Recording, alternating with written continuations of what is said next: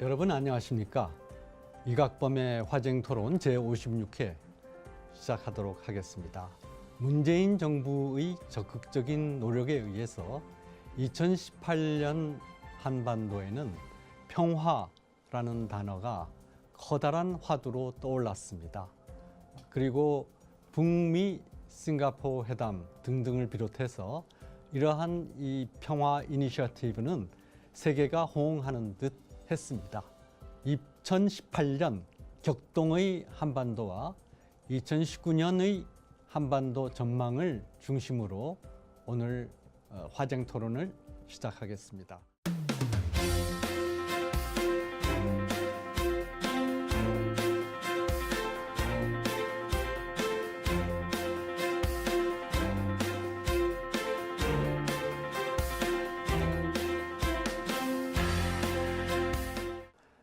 오늘 이 토론에는 임성준 전 외교안보 수석님 나오셨습니다. 안녕하십니까? 안녕하세요. 그리고 김근식 경남대 정치외교학과 교수님 나오셨습니다. 안녕하십니까?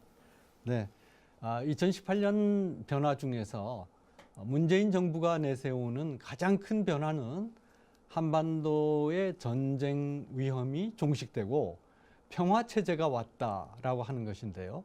우리가 이 평화라는 화두가 2018년에 얼마나 실현되었고 또 2019년에 문재인 정부의 바람대로 이 평화 체제가 제대로 구축될 것인지 한번 전망해 보도록 하겠습니다. 임성준 수석님 먼저 말씀해 주시죠. 네, 2018년 한반도의 그 정세를 우리가 한마디로 본다면은 과거에 그 북한의 도발이 준 것은 사실이고요.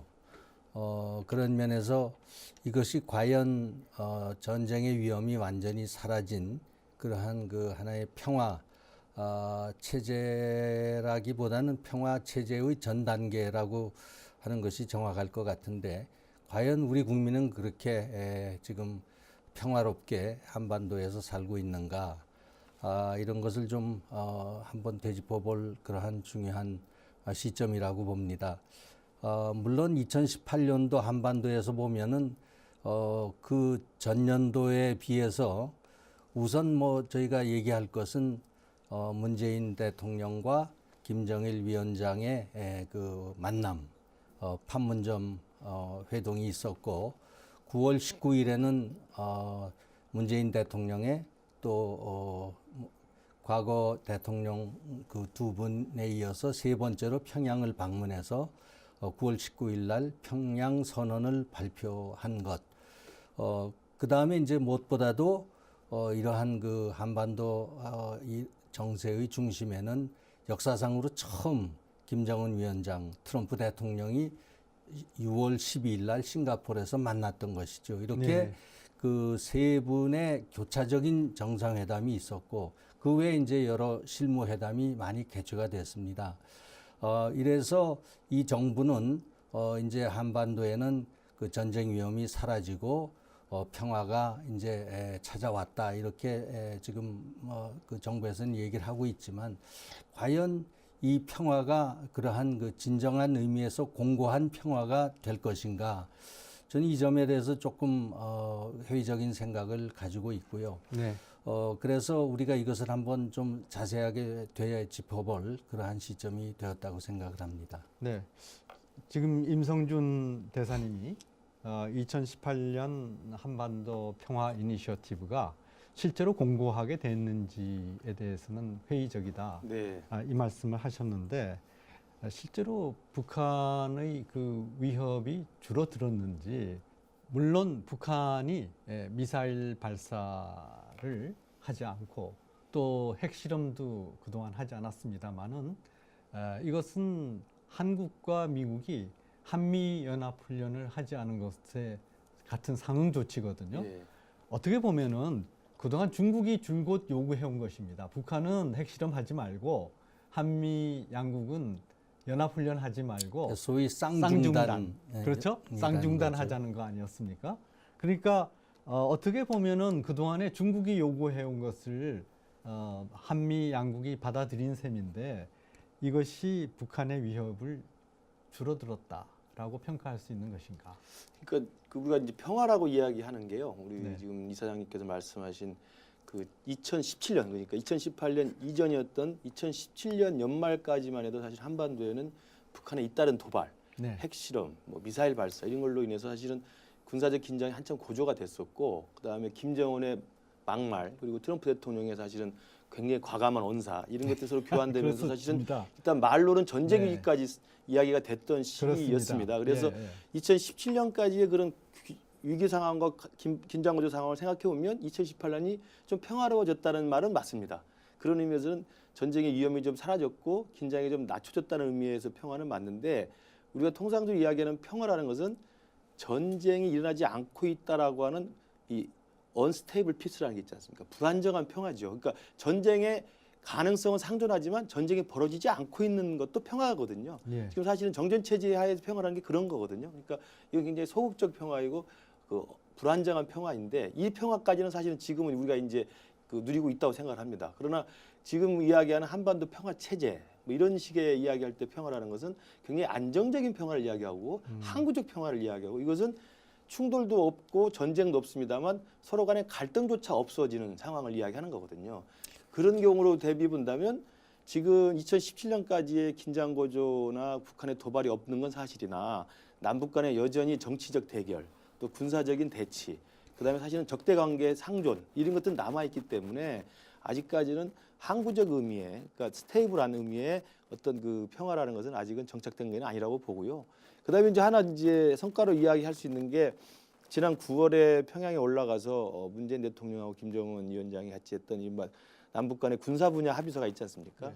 이 부분이 이제 실제로 GP도 철수하고 JSA를 실제로 비무장화하고 그다음에 뭐 일정 정도의 육상과 해상과 공중에서의 좀 뒤로 물려 나오는 이런 군사적 실내 구축 조치를 했습니다만, 그러니까 그것도 과거보다는 의미는 분명히 있습니다. 군사적 실내 구축을 했다는 건 의미가 있습니다만 이것도 첫 단추에 불과한 것이고 그와 관련돼서 가장 중요한 비대칭 전력인 북한의 핵 위협이 그대로 상존하고 있기 때문에 과연 그런 초보적 단계의 군사적 실내 구축이라는 것이 평화를 가져왔느냐에 대해서는 여전히 또 일각에서는 의문을 제기하는 것도 현실입니다. 네. 방금 김근식 교수님이 말씀하신 남북 군사 합의 여기서 긍정적으로 볼 측면도 있다고 하신 데 대해서 또 김근식 교수님은 전체적으로 상존하고 있는 북한의 핵 위협을 생각할 때 이거를 우리가 그것만으로 불충분하다는 말씀을 하셨지만 기본적으로 평화를 유지하기 위해서는 전쟁 억지력이 필수 아닙니까?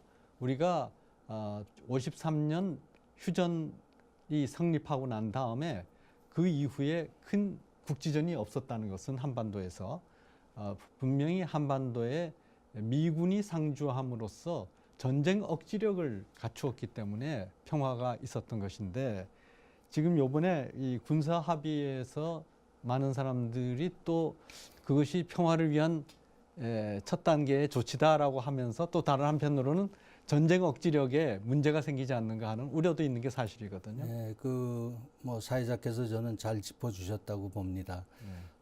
지금 한반도에 그동안에 그 위태롭지만 평화가 유지됐던 것은 공고한 한미 동맹의 어떤 그 전쟁 억지력이었고, 그러한 그 전쟁 억지력은 우리 이 군사력의 어떤 그 끊임없는 훈련을 통해서 군사 역량이 강화되고 그것이 이제 억지력의 바탕이 되는 것이죠. 그런 면에서 금년도에 어떤 남북 관계라든가 한반도 전체의 전쟁 위험 그런 것을 살펴볼 때 지금 지적한 대로 한미 간의 그 연합 군사 훈련이 중단된 것은 무엇보다도 우리 이 군사력의 어떤 역량 강화 측면에서는 좀 부정적인 면이라고 볼 수 있습니다. 그리고 지금 우리 이 문재인 정부가 남북 관계에 조금 과속한다.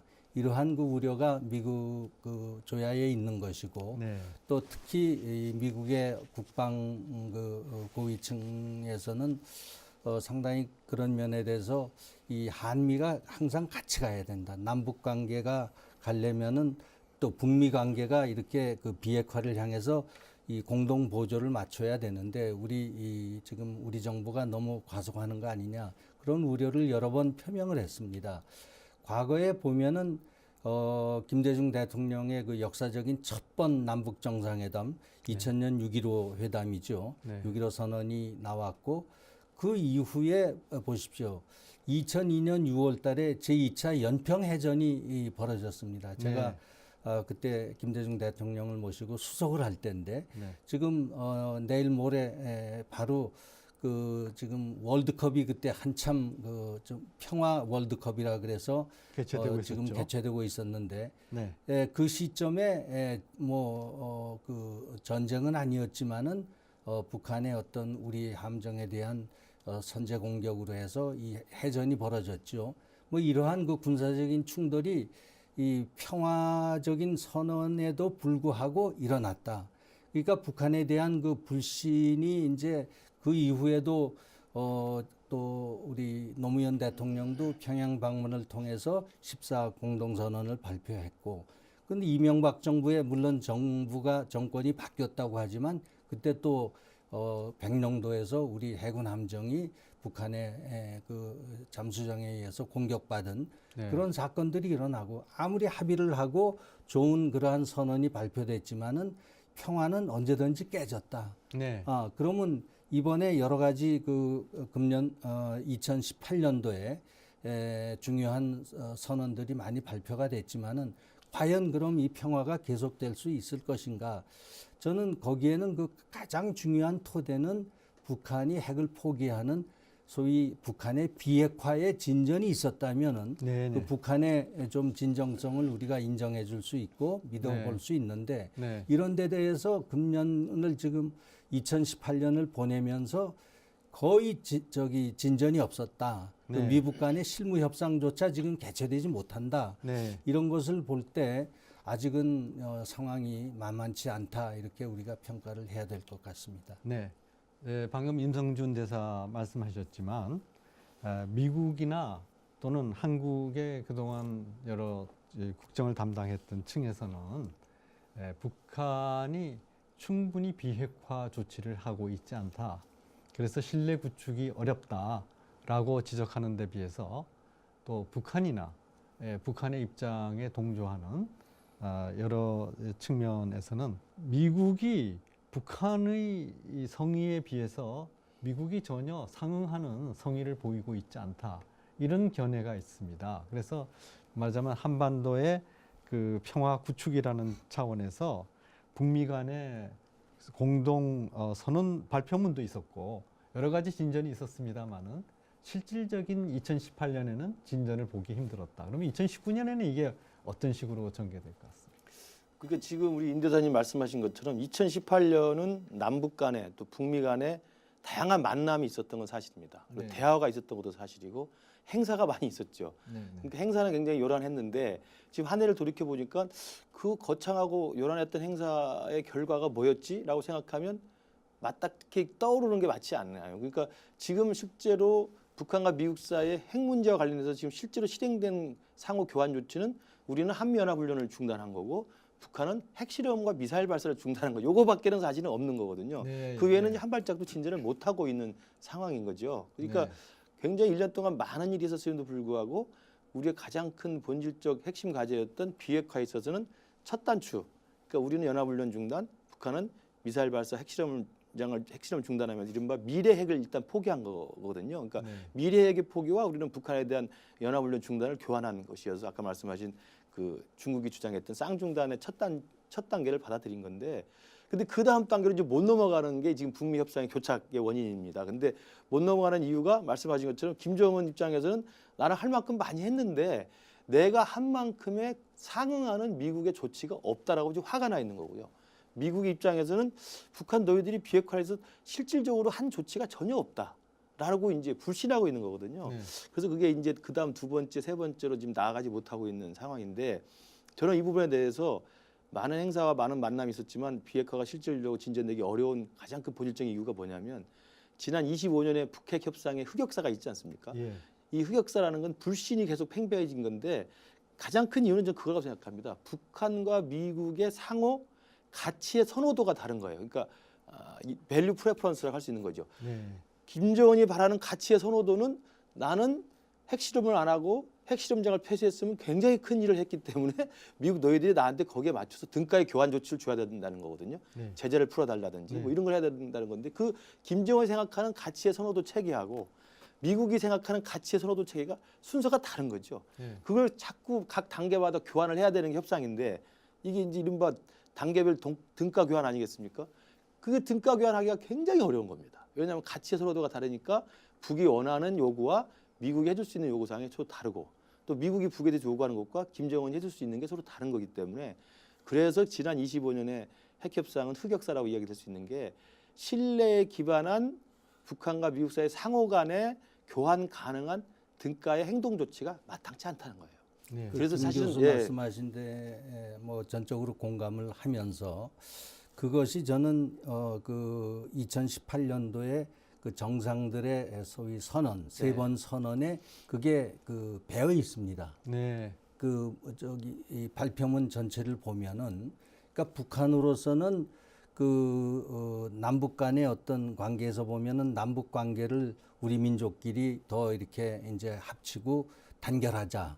그다음에 그 남북 간의 어떤 경협을 좀 이렇게 활성화시키고 네. 증가시키자. 네. 그다음에 6.12 그 싱가포르 선언에도 꼭 그렇게 되어 있습니다. 미북 간의 관계 개선 네. 이것을 해서 신뢰를 회복하자. 네. 두 번째는 이제 한반도의 그 공동 노력을 통해서 평화를 정착시키자.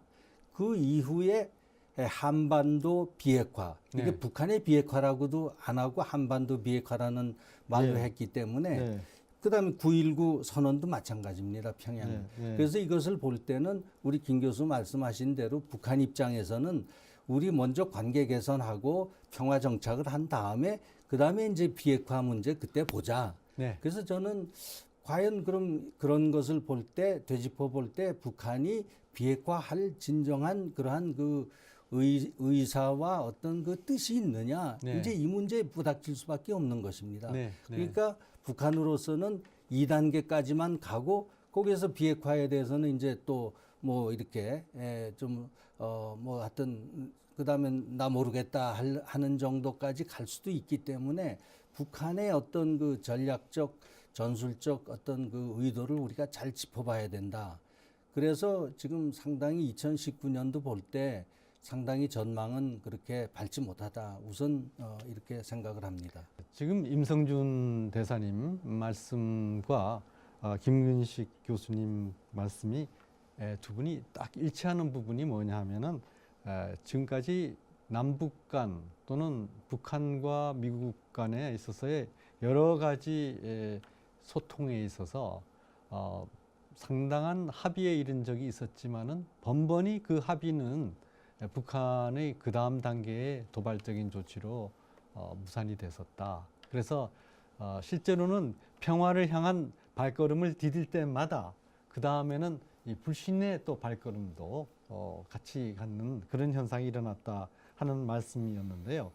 실제로 우리가 기억하기로도 북한이 영변에 핵 냉각탑을 폭파한 적이 폭파했죠. 있죠. 네. 그리고서 우리는 더 이상 이 냉각탑을 폭파했기 때문에 핵 개발을 하지 않는다. 예. 그렇게 하면서 플루토늄을 주로 한 핵 무기 생산에는 안 하지만 우라늄을 주로 하는 무기 생산으로 비밀리에 그걸 네, 했죠. 비밀리에 해가지고 냉각탑이 필요 없는 그런 체제로 갔기 때문에 북한이 비핵화로 간다는 그 체제에 대해서 지금 적어도 미국은 신뢰를 못하는 것 같고 문재인 정부는 북한이 이 정도로 보였으니까 비핵화로 간다는 것은 필지의 사실인데 북한이 확실히 비핵화에 걸음을 걸을 수 있도록 우리가 좀 더 성의를 보여야 된다고 네, 하는 네. 얘기거든요. 그렇죠. 그러니까 비핵화라고 하는 걸 이제 과거 핵, 현재 핵, 미래 핵 이렇게 나눠서 본다고 한다면 네. 북한은 일단 15년, 20년 가까운 핵 개발의 노력을 통해 가지고 2017년 말에 스스로 핵 무력을 완성했다고 해놨습니다. 네. 그리고 6차례 핵실험을 했고 12,000km 이상을 날아갈 수 있는 투발 수단을 일단 확보한 것으로 입증을 시켰죠. 그렇기 때문에 미래 핵은 더 만들 필요는 사실 없는 겁니다. 이미 모든 핵 기술과 핵 무기를 확보를 했기 때문에 근데 미래 핵 포기는 쉬운 거죠. 그렇다면 이제 현재 핵 계속 지금 가동 중이고 만들어지고 있는 핵물질 그다음에 공장에서 생산하고 있는 미사일 같은 현재 핵, 현재 WMD가 있고요. 제일 어려운 건 이제 이미 갖고 있는 과거 핵무기가 있지 않습니까? 한 40개에서 60개로 추정되는 이 현재 핵과 과거 핵을 내놓거나 신고하거나 폐기할 의사를 몸으로 보여줘야만 우리 한국과 미국에서는 비핵화의 의사가 있다 이렇게 보는 거거든요. 네. 그래서 이제 미국에서 주장하는 게 리스트 신고해라, 장소를 대라 뭐 이런 이야기가 바로 이제 현재 핵과 과거 핵을 내놓고 신고할 의사가 있어야만 포기하겠다는 생각을 하는 거거든요. 근데 이제 북한 입장도 다른 거죠. 아까 임 대사님 말씀하신 것처럼 싱가포르 공동성명도 제1항은 새로운 조미관계 수립입니다. 미국 너희들이 우리를 조미관계로 새롭게 해서 DPRK 조선민주인민공화국을 인정하고 우리 정권을 인정하고 제재를 풀어줘라. 그리고 평화체제 만들면 완전한 비핵화하겠다는 순서가 논리적으로 그렇게 돼 있어요. 그렇기 때문에 김정은의 생각은 이 현재 핵과 과거 핵은 맨 마지막에 자기가 모든 걸 다 확인한 다음에 한다는 것이지 중간 과정에서 이걸 선제적으로 꺼내들 가래가 전혀 아니거든요. 네. 그러니까 논리적으로 이미 그렇게 돼 있습니다. 그러니까 미국이 생각하는 비핵화의 요구와 김정은이 생각하는 비핵화의 이 노정은 전혀 다른 거기 때문에 첫 단추를 깨울 수 있지만 그 다음 단추를 깨우기가 굉장히 어려운 게 김 교수님 지금의 교착 말씀대로 상태죠. 예. 바로 거기에 문제가 있는 것 같습니다. 뭐냐면 비핵화라고 하는 것에 대해서 미국의 개념과 또 지금까지 전 정권까지 포함해서 한국 정부의 개념 그리고 북한이 생각하는 비핵화의 개념이 다른 것 같습니다. 북한은 한반도의 비핵화라고 해서 미국의 한반도에 올 수 있는 핵 전략 자산까지 다 포함해가지고 해구산까지 이제 다 포기해라. 그렇죠. 네. 핵우산까지 포기하라는 것이고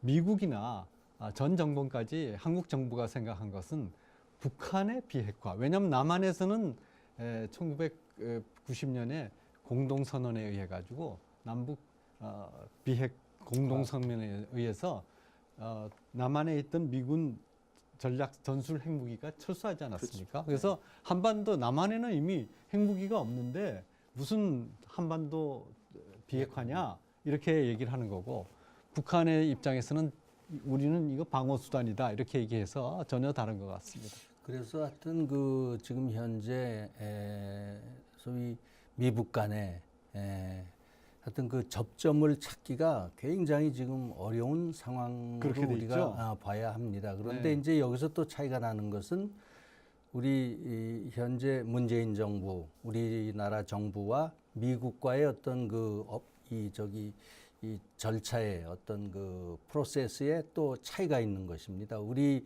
정부는 남북 관계를 진전시키고 또 북한에 대한 이제 조치에 어느 정도 국제사회가 북한의 성의를 인정을 해서 제재 조치를 풀고 이렇게 나가면은 비핵화가 따라온다.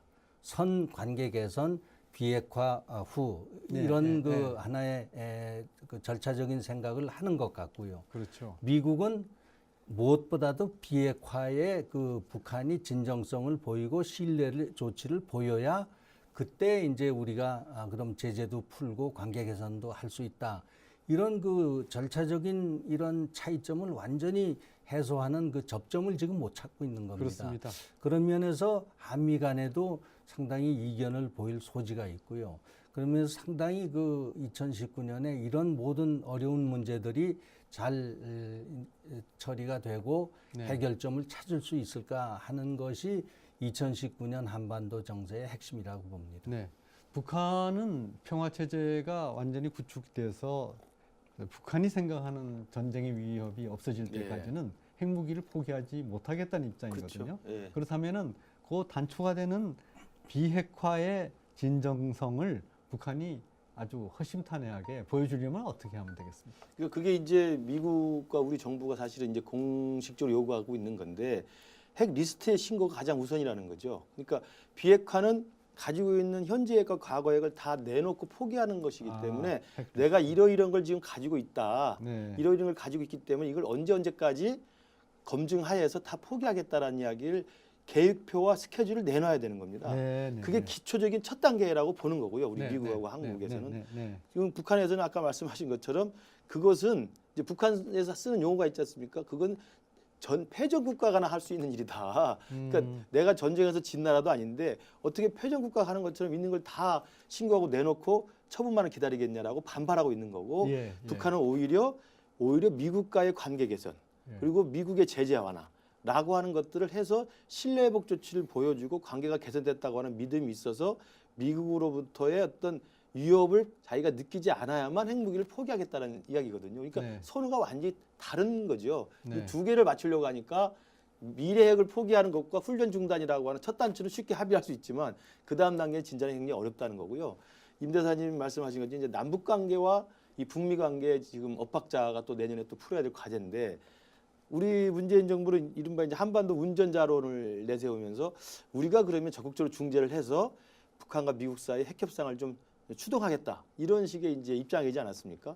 그래서 사실은 북미 정상회담도 사실은 문재인 대통령이 특사를 보내가지고 사실 중지한 것도 맞고 그 다음에 또 북미 간의 협상이 좀 교착돼서 삐그덕거리면 또 판문점 정상회담 언론해가지고 또 김정은을 또 따덕거리고 또 북한과 미국 사이에 싱가포르 회담 해가지고 잘 될 것 같았는데 또 잘 안 되고 교착되면 평양에 언론 가가지고 또 김정은을 만나가지고 좋은 소식 있다고 또 전달을 해주고 이랬거든요. 그러니까 북한과 미국 사이 핵 협상을 문재인 대통령은 남북 관계의 견인을 통해서 북미 핵 협상을 추동할 수 있다라는 생각이 있는 것 같아요. 근데 이것도 제가 볼 때는 지난 2018년 한 해 동안 만날 수 있긴 했지만 만남 이후에 실질적인 협상을 진전시키기는 지금 한계에 봉착한 게 아닌가. 그러니까 네. 만나게 해주는 데까지는 중재가 가능하지만 만난 다음에 결국 두 당사자가 서로 간의 신뢰 속에서 관계 개선을 하거나 아니면 비핵화 진전이 있어야 되는데 이걸 중재자가 직접 나설 수는 없는 거 아니겠습니까? 네. 그러다 보니까 이제 2019년에 과연 그 부분까지 또 진전시킬 수 있는 남북 관계에 힘이 받쳐줄 수 있겠느냐?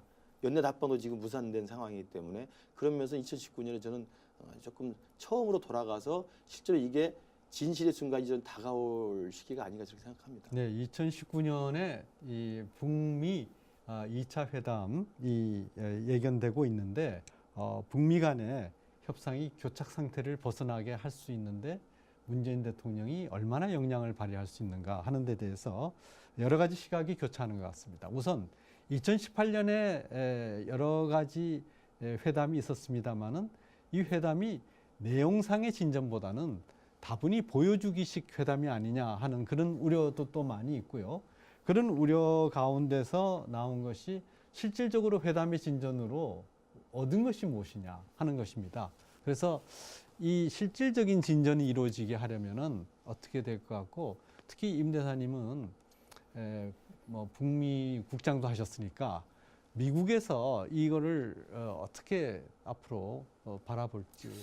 저는 2019년도의 어떤 그 한반도 전체적인 그림이 2018년처럼 뭐 진행이 될 수 있다고 봅니다. 그 김정은 위원장의 남측 답방 또 제2차 북미 정상회담. 그래서 북한의 전략은 아마 동일하다고 봅니다. 그 2018년에 공동선언에 나타난 그러한 내용을 달성하기 위해서 북한은 관계 개선, 그 다음에 어떤 한반도의 정전 선언 등 평화 정착을 위한 여러 가지 미국의 조치를 요구할 것이고 또 우리 정부는 이것을 촉진하기 위해서 북한과 미국 사이의 중재 역할을 우리 문재인 정부는 대폭 강화할 그러한 것은 뭐 틀림없는데 여기에 저는 복병이 두 개가 있다고 봅니다. 먼저 지금 그 트럼프 대통령의 그 미국 대통령으로서의 위상이 지금 최근 급격히 흔들리게 됐습니다. 네. 지금 2018년 11월에 미국 중간 선거에서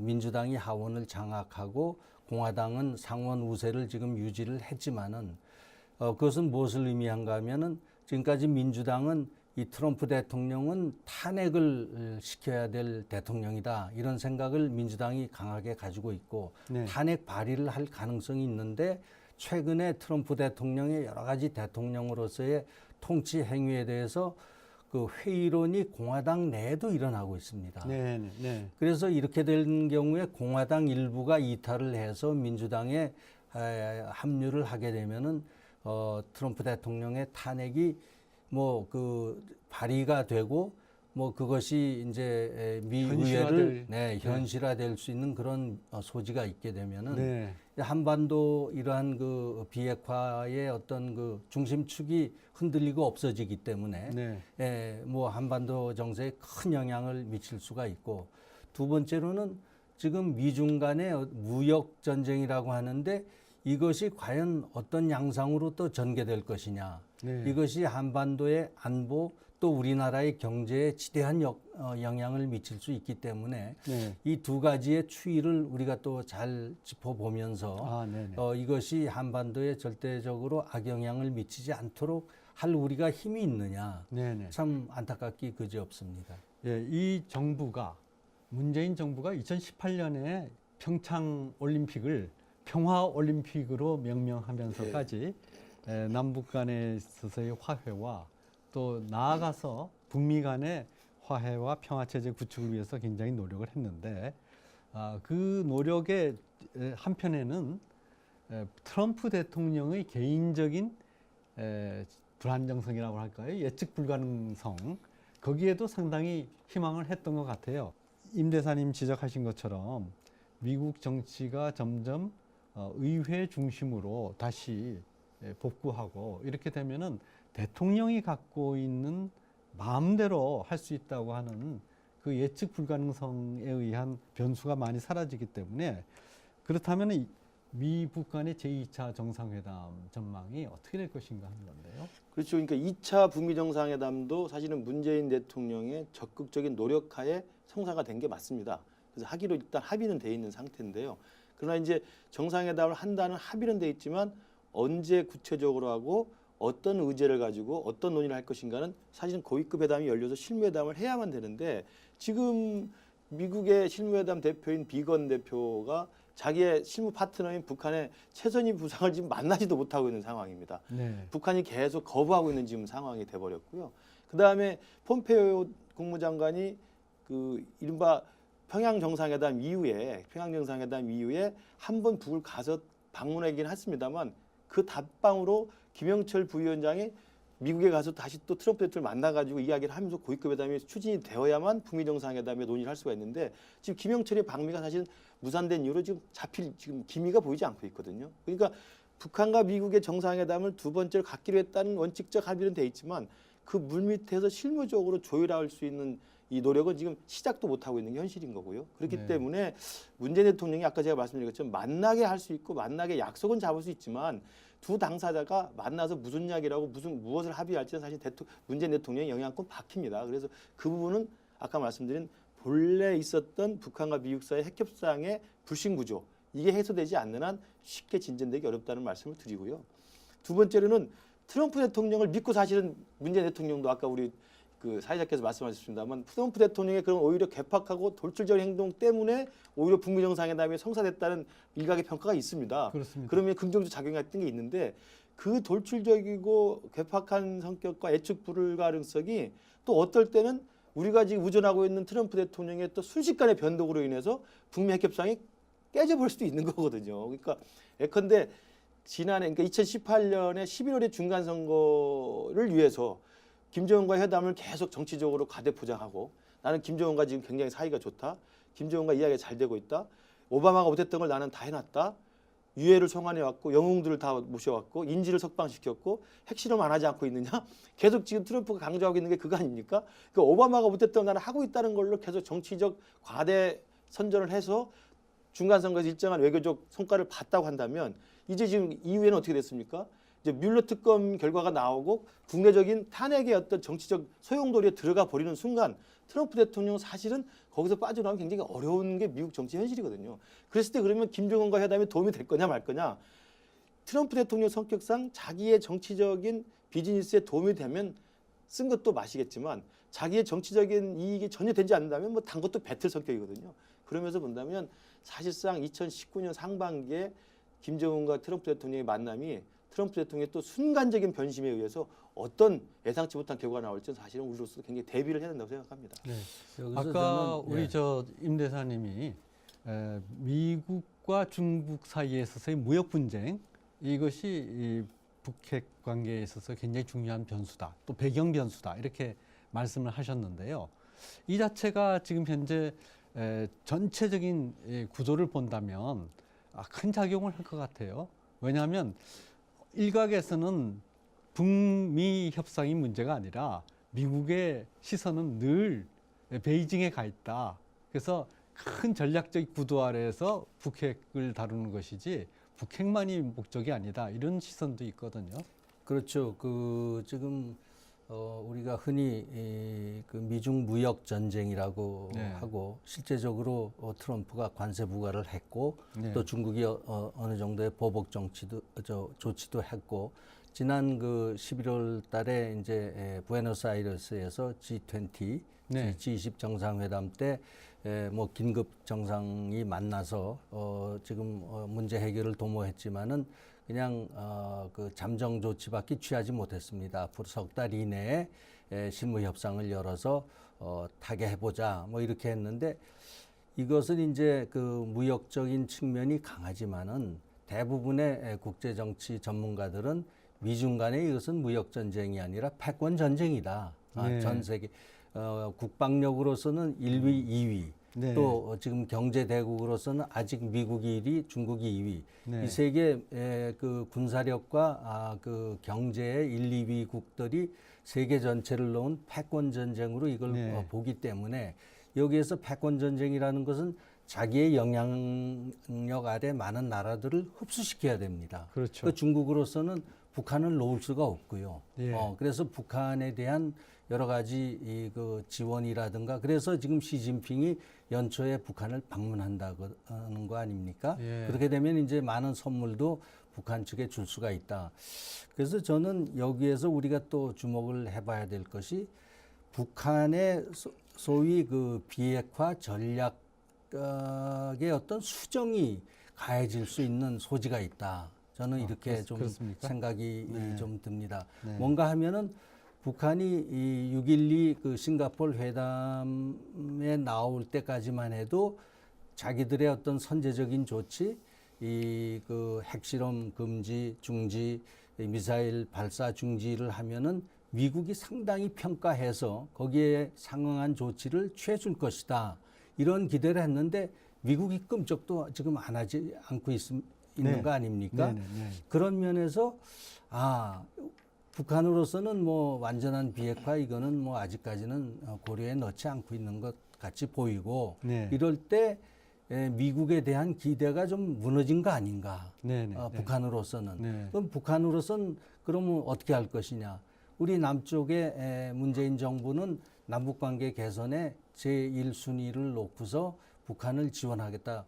도와줄 수 하여튼 범위 내에서 도와주겠다. 지금 그 국제적인 제재 거기에 계속해서 그걸 풀어달라고 지금 요청을 하고 하나하나씩 풀어가면서 지금 저 12월 뭐 지금 말에 남북 간의 그 철도 연결, 도로 연결 착공식을 하지 않았습니까? 네, 네, 네. 또 앞으로 뭐 금강산까지 뭐 어디까지 갈 수 있는지 모르지만은 네. 그래서 김정일 위원장으로서는 남측은 가만둬도 우리를 도와줄 것이다. 네. 그리고 또 중국이 있다. 우리한테는 국제적인 제재망을 뚫고서 우리를 도와줄 것이다. 미국 당분간 안 도와줘도 좋다. 이럴 네. 경우에는 지금 그 굳이 그 김정은 위원장으로서도 제2차 북미 정상회담에 나올 이유가 없습니다. 네. 그래서 지금 미국을 애태우려고 하는 전술적인 그런 그 제스처인지 아니면은 당분간 미국은 포기하고 중국과 남쪽에 의존하는 그러한 하나의 그 생존 전략으로 궤도 수정을 하는 것인지 좀 우리 정부 당국의 정책 전문가들 또 우리가 한번 거기에 대해서 잘 짚어볼 필요가 있다고 저는 생각을 합니다. 이렇게 지금 우리나라 정부가 말이죠. 예. 어떻게 보면은 전통적으로 한미 동맹에 기반해서 행동하다가 지금은 일종의 북한에 대해서 굉장히 우호적이면서도 지난번 그 아셈 회담 때나 또는 이 G20 회의 때도 북한의 입장을 상당히 많이 대변해주고 북한의 여러 가지 후견 역할이라고 해야 되겠죠. 그런 역할을 해서 어떻게 해서든지 한반도의 평화를 정착시켜야 되겠다 이렇게 생각하고 있는데 이것이 앞으로 우리나라의 어떤 국내 정치에는 어떤 영향을 미칠 것 같습니까?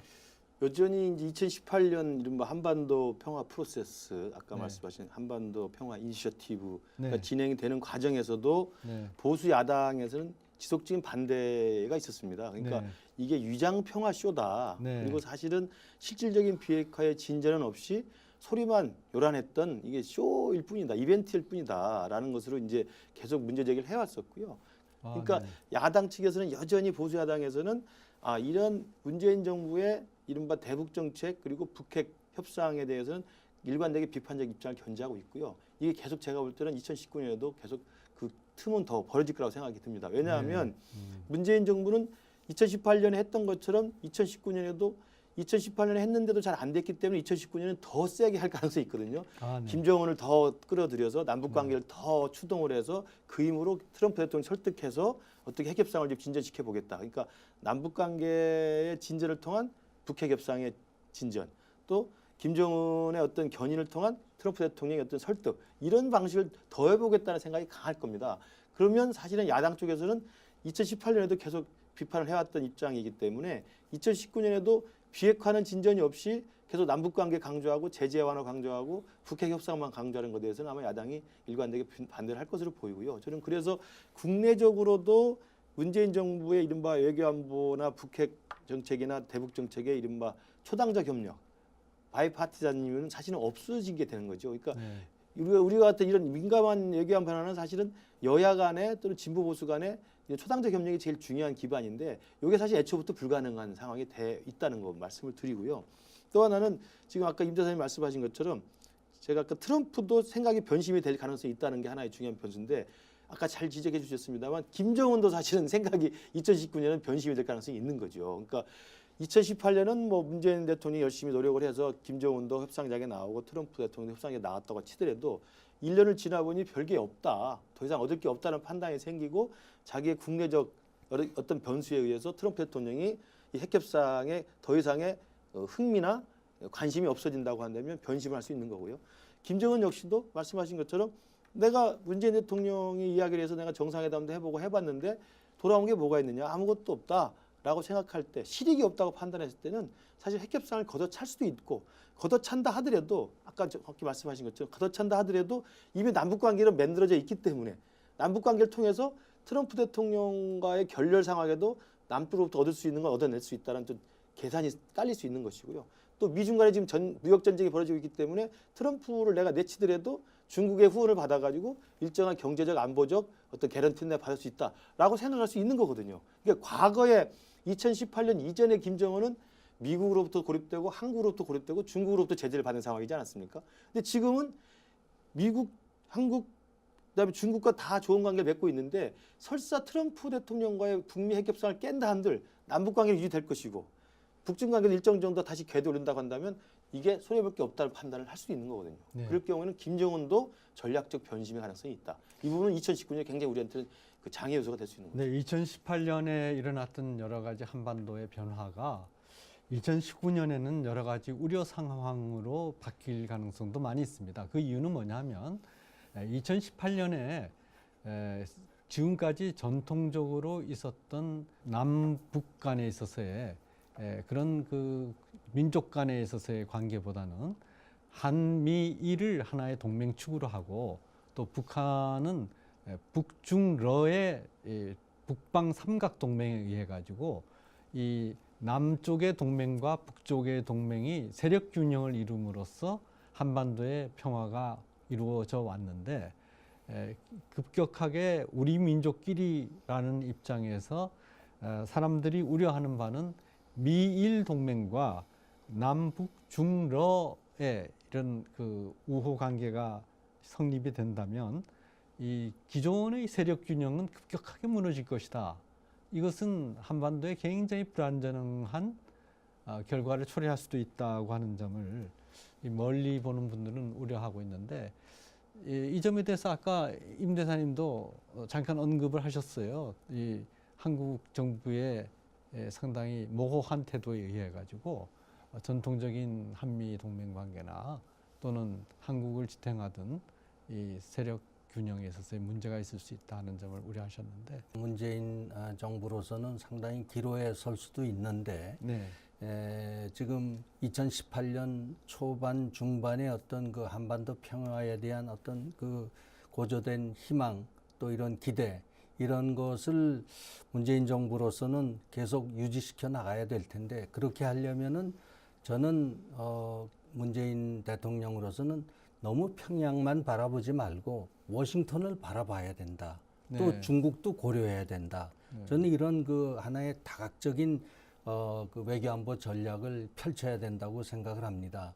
그래서 평양을 물론 뭐 이제 그 길을 터놨는데, 평양에 대해서는 우리가 북한 너희들을 도와주려고 하더라도 이 비핵화의 어떤 진전을 보이지 않으면은 갈 수가 없다. 우리가 아무리 노력을 해도. 내가 국제사회 지금 뭐 거의 한두 달에 한 번씩 나가서 모든 정상들과 만나서 대북 제재 해제를 호소했지만은 그게 안 먹히더라. 너희들이 움직이기 전에는. 이런 것을 북한에 대한 그 설득을 좀 강화함으로써 오히려 북한을 도와줄 수 있는 방법이 거기에 있다. 너무 북한 하자는 대로 끌려가게 되면 더 국제사회와 단절되고 고립되고 또 미북 간의 어떤 아무런 그 협상도 이루어지지 못하고, 이것은 한반도 평화를 위해서는 그러한 갈 길이 아니다라는 거를 이 문재인 정부가 좀 빨리 인식을 하고 네. 북한에 대한 설득 또 네. 중국에 대한 외교 또 한미 동맹 강화 이러한 그 다각적인 전략을 추진을 해야 된다, 저는 이렇게 생각합니다. 네. 기억나실 겁니다. 그 트럼프 대통령이 그 평양으로 가기 전에 그 문재인 대통령한테 수석 협상가가 되시기 줬으면 좋겠다. 그러니까 취입 네고시에이터라고 그랬었어요. 그러니까 평양 가서 남북 정상회담 하면 제발 수석 협상가처럼 잘해주길 바란다. 그 이야기는 뭐냐면 한국과 미국이 같은 편이니 한국과 미국의 같은 편의 입장에서 비핵화라고 하는 우리의 공통의 목표를 위해서 네가 협상가로서 김정은을 잘 설득하고 와라. 아니면 합의를 이끌어서 와라. 와주길 바란다는 게 수석 협상가였습니다. 근데 정작 평양 가서 9.19 평양선언하고 다시 유엔에 와가지고 문재인 대통령이 또 트럼프 대통령 만나서 하고 이렇게 이야기했을 때는 김정은의 입장을 좀 전달하는 역할을 많이 했어요. 그래서 이제 그때 당시에 또 미국 내 언론에서 나왔던 건 수석 협상가가 아니라 수석 대변인 역할을 하고 있다고 이야기를 네, 했거든요. 네. 그러니까 여기서 굉장히 좀 중요하다고 생각하는데, 협상가가 된다는 것은 한국과 미국의 공통의 이해관계, 공통의 목표를 가지고 미국과 힘을 합쳐서 김정은에게 비핵화를 이야기하는 것이고, 수석 대변인이 된다는 것은 김정은의 입장을 트럼프한테 전달해 주는 역할을 하는 거거든요. 저는 이 부분이 헷갈려서는 안 된다고 봅니다. 그러니까 문재인 정부가 이제까지는 두 트럼프 대통령과 김정은을 데려와서 협상장에 앉겠다는 건 성과라고 한다면, 이제 이 협상장에 앉은 두 사람이 비핵화라고 하는 것들을 진전시키기 위해서는 둘 사이의 어정쩡한 중매보다는 미국 편을 확실하게 우리가 같이 서서 한국과 미국이 북한에게 비핵화에 대해서는 양보 없이 주장을 하고 협상의 결과를 나올 수 있도록 해야 되는 것이지, 트럼프 대통령한테 가서는 김정은에게 들어보니까 이렇게 한다고 합니다. 전략적으로 핵을 포기한다고 한다.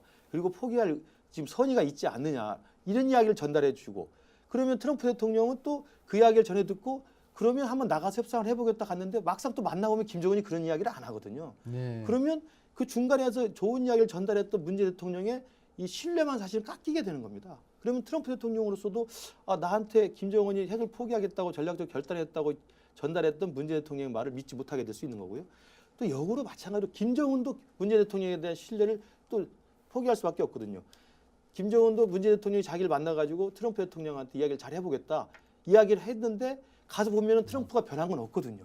그렇기 때문에 이 중매라는 게 잘하면 양보간벌이지만 못하면 뭐라고 이렇게 이야기 돼 있습니다. 그래서 지금 2018년은 그 중매 덕분에 한반도의 전쟁 위험을 없애고 긴장 고조를 낮췄기 때문에 잘했다고 할 수 있으나 2019년에 실질적 성과를 내기 위해서는 중매뿐만 아니라 이제는 우리가 한국과 미국이 같이 해서 김정은한테 어떤 걸 우리가 얻어낼 수 있을 것인가를 곰곰이 생각해야 되는 때라고 생각합니다.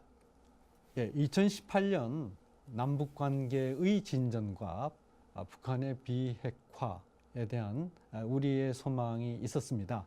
그리고 이것을 바탕으로 2019년에 우리가 새로운 한반도 평화가 오기를 기대하는 마당에서 지금 현재 전체적으로 이 국면을 보시면 임 대사님 어떻게 평가하고 전망하시겠습니까?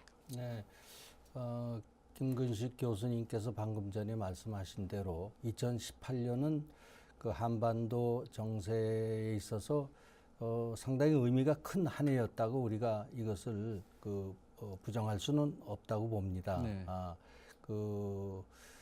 뭐 삼국 간의 지도자들의 어떤 교차 정상회담을 했고, 그 다음에 남북 간의 어떤 군사적 긴장 완화를 이제 목표로 하는 남북 간의 그 군사 합의서도 채택을 했고, 문제는 이제 이것이 실현되는 게 문제고, 네. 또 이러한 그 한반도의 평화 모멘텀을 2019년 또 우리 문 대통령의 임기 말까지 이 지속적으로 유지 발전시키는 게 저는 중요하다고 봅니다. 네.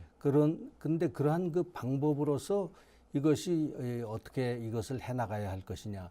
물론 이제 계속해서 그 중재자 역할을 이제 하실 텐데, 제일 중요한 것은 한미 동맹을 계속 그 이완시키지 말고 강화해 나가야 된다. 저는 이것이 가장 첫걸음이라고 보고요. 네.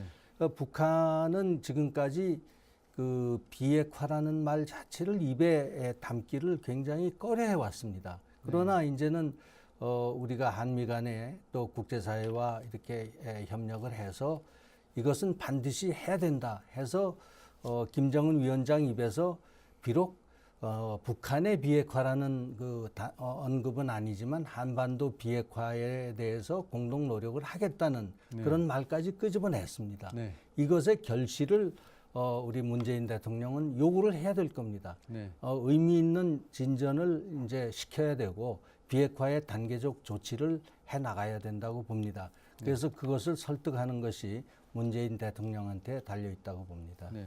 김윤식 교수님 어떻게 보십니까? 저도 2018년에 이른바 한반도 평화의 과정은 뭐 다 긍정적 평가를 하는데 인색할 필요 없다고 보고요. 왜냐하면 2017년까지 너무 한반도가 힘들었기 때문에 2018년에 그런 그 평화의 어떤 기대와 가능성을 가지고 그다음에 가장 중요한 남북 정상회담, 북미 정상회담을 통해서 일단 비핵화 협상이 시작됐다는 점에서는 일단 성과라고 봅니다. 그러나 2019년에 이제 그 2018년에 시작된 협상이 2019년에 실질적으로 진전이 돼서 속도를 낼 것이냐 아니면 좌초될 것이냐라고 하는 저는 선택의 기로에서는 저는 진실의 순간을 맞 거라고 봅니다. 그러니까 2019년에 이제 더 이상 아무도 부인할 수 없는 진실의 순간이 다가오는데 그 진실의 순간이 정말 우리가 원하는 것처럼 비핵화가 정말 잘 되고 있구나라고 생각하면 탄력을 받을 것이고요.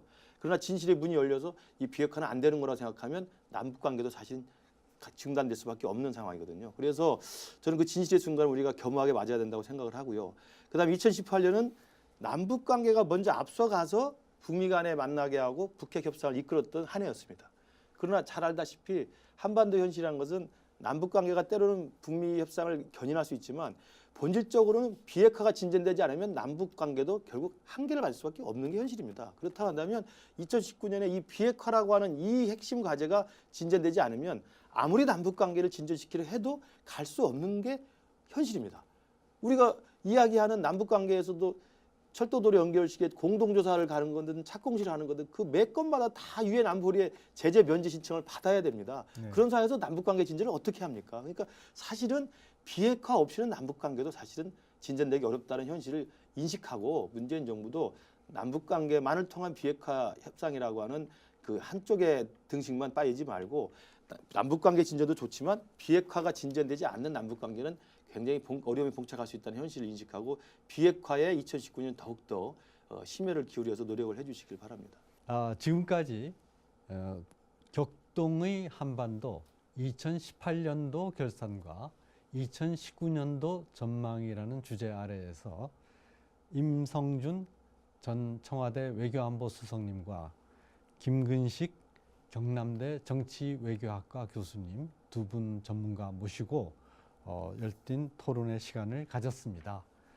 우리는 한반도 비핵화와 그리고 더 나아가서 한반도 평화체제 구축이라는 중요한 목표를 가지고 2018년에 이룩한 문재인 정부의 여러 가지 노력과 성과에 대해서 높이 평가하고자 합니다. 그러나 2019년도에 이러한 노력이 세력 균형에 큰 손실이 와서는 안 된다는 점도 경고하고자 합니다. 잘 아시는 바와 같이 19세기 말 우리나라는 그때까지 중국과의 조공 무역 질서 속에 있던 세력 관계가 다자간의 세력 각축에 의해서 세력 균형이 무너지면서 결국은 제3국의 식민지가 되는 민족적 순환을 겪었습니다. 그리고 우리가 새롭게 독립국가를 세워서 나왔지만 그러나 북중러의 삼각동맹에 의한 군사적 도발로 우리 국민의 수천만, 수백만이 살상당하는 그러한 안타까운 결과도 있었습니다. 여기서 중요한 것은 세력 균형이 있어야 평화도 있다는 것입니다. 우리가 기존의 한미동맹의 굳건한 토대 위에서 북한과 남한이 한 민족으로서 같이 번영하는 새로운 새해를 기대합니다. 감사합니다. 수고하셨습니다.